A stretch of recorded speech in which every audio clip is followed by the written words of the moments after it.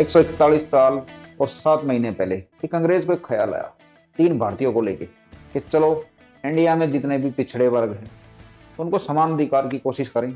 जिनके पास सुविधा बिल्कुल सबसे पीछे पहुंचती है या पहुंचती ही नहीं, उनको कुछ अधिकार देने की या सुविधाएं देने की या हक देने की कोशिश करते हैं। अब उस कोशिश में उन्होंने एक आयोग का गठन किया। आयोग का नाम था हंटर आयोग। 141 साल 7 महीने पहले हंटर आयोग का गठन हुआ। 3-4 भारतीय थे, उन्होंने पूरे भारत में घूम फिर के किसी तरह समर्थन वगैरह लिए। पब्लिक की जो रजामंदी थी, उस टाइम पे देख लो कैसा होता था, ऑनलाइन सिस्टम तो था नहीं, तो उन्होंने कुछ रजामंदी ली, सलाह मशवरा किया पब्लिक के साथ और हंटर आयोग का गठन कर दिया। हंटर आयोग का गठन करने का एकमात्र लक्ष्य था कि जो पिछड़े वर्ग है, चाहे वे किसी भी जनजाति से हो, उनको कुछ अधिकार दिए जाएं, रोजगार में भी और शिक्षा में भी उनको एक ऊपरी दर्जा दिया जाए, ताकि वहां तक पहुंचने के लिए उनको कोशिश कम करनी पड़े जिससे कि वे असमर्थ थे। इसका एकमात्र लक्ष्य यही था कि जिसको जरूरत है उसको आरक्षण दिया जाए। उसके हिसाब से किसी को 7.5%, किसी को 25%, किसी को 5% लगभग दिए गए सबको। जैसे SC ST हो गए, OBC हो गए, जनजाति आदिवासी, इनके लिए कुछ खास तौर पे था आरक्षण, जो पिछड़ी जातियां थी। लेकिन अब उस आरक्षण के बाद वहां से होती है 141 साल और 7 महीने पहले आरक्षण की जो कहानी थी वहां से शुरू होती है। उन्होंने सोचा क्या था, क्या उनके दिमाग में चल रहा था, वो मैंने बता दी। लेकिन आरक्षण की उसके बाद राजनीति का तड़का लगता गया। पिछड़े वर्गों के लिए आरक्षण एक आशा का दीपक कह ले, आशा की ज्योति कह ले, कुछ भी नाम दे सकते हैं, कहावत है। लेकिन ये आशा का दीपक आज आके आरक्षण की आग कैसे बन गया, इसकी पूरी कहानी सुना रहे हैं थोड़ा 2-4 मिनट के अंदर में, कि ये शुरू कहां से हुआ था और अब इसके हालात कैसे हैं। क्या आरक्षण उनको मिल रहा है जिनके लिए आरक्षण बनाया गया था? क्या आरक्षण की जरूरत उनको है जिनको आरक्षण मिल रहा है? क्या आरक्षण में कुछ फेरबदल होने चाहिए? या आरक्षण के जो नियम है, क्या वो देश को बर्बाद कर रहे हैं या देश को आबाद कर रहे हैं? आरक्षण वापिस होना चाहिए या सभी जातियों में बराबर रूप से बांट देना चाहिए? बात करते हैं इन्हीं पे, चर्चा आज इन्हीं पे होगी। जगह जगह 141 साल पहले जो महाभारत शुरू हुई थी, जिसकी नींव डाली गई थी, अब वो धीरे धीरे बढ़ते हुए उसमें फिर राजनीति समीकरण भी घूमने लग गए। आरक्षण को अपने तरीके से राजनीति पार्टियों ने बनाया है, हर एक नेता ने। बहुत से नेता तो आज के टाइम भी हैं जो सिर्फ आरक्षण पे या किसी स्पेशल जाति, विशेष जाति या सिर्फ जाति के नाम पे ही अपनी कुर्सी को गर्म करे रहते हैं, अपनी रोटियां पकाते हैं। आपको पता है देश में हर एक तरह से यही हो रहा है। हरियाणा जाट आरक्षण, उसमें कितनी हत्याएं हुई थी, आंदोलन क्या हुआ था। असम में जो महाभारत अभी शुरू है असम में, तो वो भी एक आरक्षण ही उसके पीछे है। बिहार, महाराष्ट्र, राजस्थान, सारी जगह आरक्षण की आग इतनी बढ़िया तरीके से लगाई गई है। राजनीति सिस्टम ने, इन नेताओं ने, ये इस आग को कभी भी बुझने नहीं देते। एक जाति को आरक्षण दे दिया, इसको जरूरत है या नहीं है, या समान रूप से दिया गया या एक टाइम के लिए दिया गया। अगर मान लीजिए किसी को एक सुविधा दी गई एक टाइम के लिए, जब वो उसमें सर्वसंपन्न गुण हो गया तो उसको शायद वो सुविधा छोड़ देनी चाहिए उनके लिए जिनको उसकी वास्तव में जरूरत है। लेकिन बहुत सी जनजातियां, जातियां, विशेष समुदाय, बहुत से ऐसे हैं जिनको आरक्षण की अब कोई जरूरत नहीं है, लेकिन वो उनको छोड़ने के लिए तैयार नहीं है। आरक्षण क्या देश को नुकसान दे रहा है? बहुत सी कहानियां आती हैं। जैसे कि हरियाणा में एक मुख्यमंत्री थे, तो उन्होंने जब रोहतक PGI में उनका ऑपरेशन होने के लिए आया, तो उन्होंने पहले डॉक्टर से पूछा कि क्या आपकी शिक्षा आरक्षण के तहत हुई है? क्या आप कोटा से आए हो? क्या आपको आरक्षण मिला है पढ़ाई में डॉक्टर बनते हुए?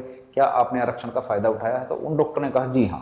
उन्होंने कहा जी नहीं, मैं ऐसे डॉक्टर से ऑपरेशन ही नहीं कराऊंगा, इलाज ही नहीं कराऊंगा जो आरक्षण से अपनी पढ़ाई पूरी करके आया है। आप समझिए बात, इनको कमजोर समझते हैं, यही कमजोर हैं कि जो स्कूल में पढ़ाई कराते हैं आरक्षण द्वारा, जो मास्टर बने हुए हैं या जो टीचर बने हुए हैं, उनकी पढ़ाई में कितनी कमजोरी होती है।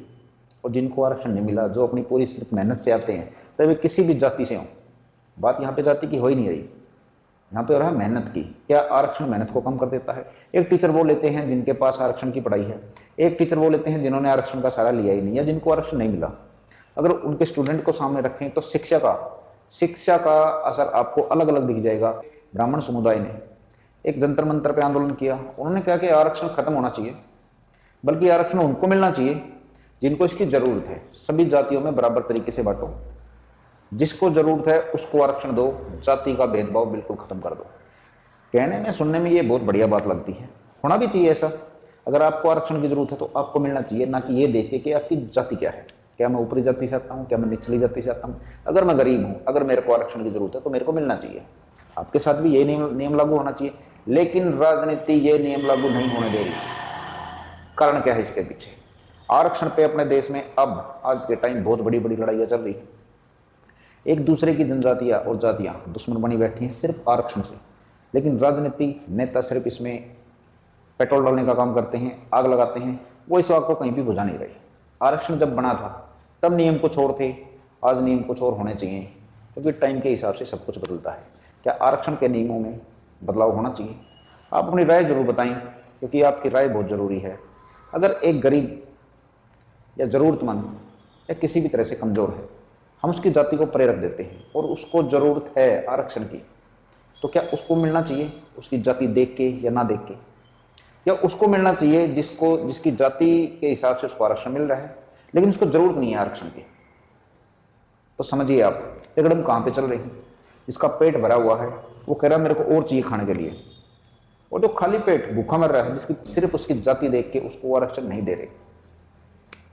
आरक्षण में लाखों जवानों की मौत हो रही है, बहुत सी लड़ाइयां हो रही हैं, तन मन और धन सबकी हानियां हो रही हैं, लेकिन हमारा देश आरक्षण की तरफ से बिल्कुल आंख बंद करके बैठा है। बहुत से संगठन आवाजें उठा रहे हैं कि आरक्षण को समान रूप से लागू करो, लेकिन आरक्षण समान रूप से क्या हमारे देश में लागू हो पाएगा कभी? ये इतनी ही बड़ी लड़ाई है जितना हिंदू मुस्लिम का सिस्टम बेखामखा नेताओं ने राजनीति सिस्टम में चढ़ा के रखा है। आरक्षण की लड़ाई सिर्फ आपका भाईचारा खत्म कर रही है, आपको खत्म कर रही है, आपकी शिक्षा को, आपकी मेहनत को दरकिनार कर रही है। अब थोड़ा सा आते हैं हम खेलकूद में। खेलकूद में आरक्षण क्यों नहीं होता? कोटा एक अलग चीज है, लेकिन खेलकूद में आरक्षण क्यों नहीं होता? अब समझिए एक लाइन से अगर 10 खिलाड़ी भागते हैं, चाहे उनकी जाति कुछ हो, क्या वे फिनिश लाइन तक पहुंचेंगे? तो क्या जाति के आधार पर या आरक्षण के आधार पर जो 5वें नंबर पे आया है और जो पहले नंबर पे आया है, क्या उनमें आरक्षण के हिसाब से 5वें नंबर वाले को जीता मान लोगे आप? क्यों नहीं होते खेल में?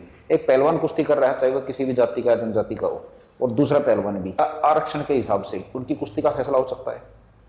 तो जहां पे लागू नहीं होता, खेल कूद में साफ दिख गया कि यहां पे आरक्षण लागू नहीं हो सकता। अगर कोई एक पॉइंट भी होता कि खेल कूद में आरक्षण हो सकता है तो वहां भी घुसेड़ देते ये, लेकिन वहां पे किसी तरह आ नहीं रहा, क्योंकि वहां पे संभव नहीं है, वहां पे मेहनत करनी पड़ती है।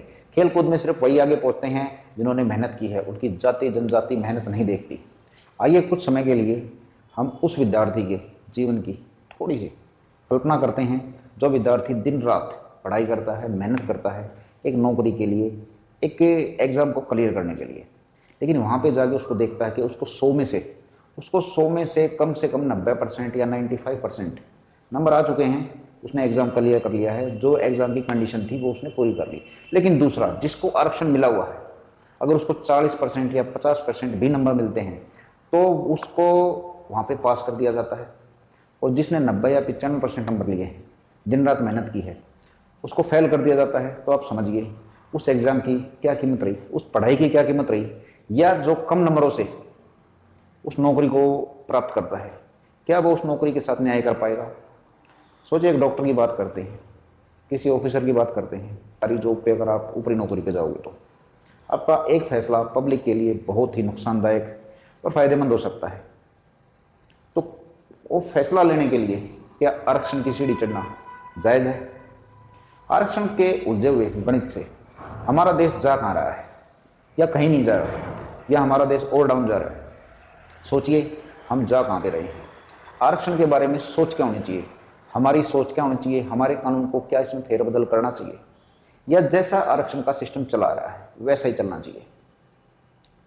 सब कुछ आपके सामने है, आप इसमें राय दे सकते हो। आपकी राय बहुत जरूरी है, चाहे वह किसी भी मंच पे हो। एक समस्या है, हमने आपके साथ बांट दी, अब आप इस समस्या पे कैसा प्रतिरोध दिखाते हो वो आपकी मर्जी है।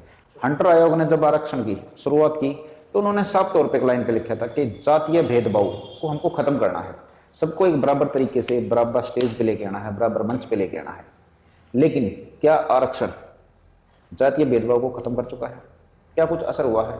या जातीय भेदभाव की जो खाई थी आरक्षण ने वो ज्यादा पाट दी है और चौड़ी कर दी है, जाति के भेदभाव या गणित अस्थिर कर दिए हैं।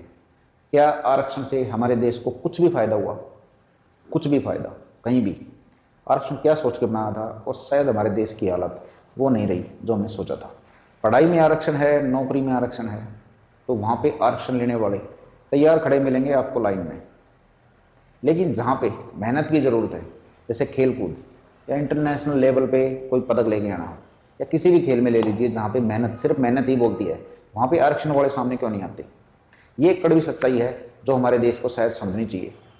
हमारे देश को निकम्मा और आलसी आरक्षण बना रहा है, लेकिन शायद आरक्षण ये सोच के बनाया नहीं था। आरक्षण जो सोच के बनाया था कि जातीय भेदभाव खत्म हो। क्या हमारे देश में जातीय भेदभाव खत्म हुआ? नहीं हुआ शायद।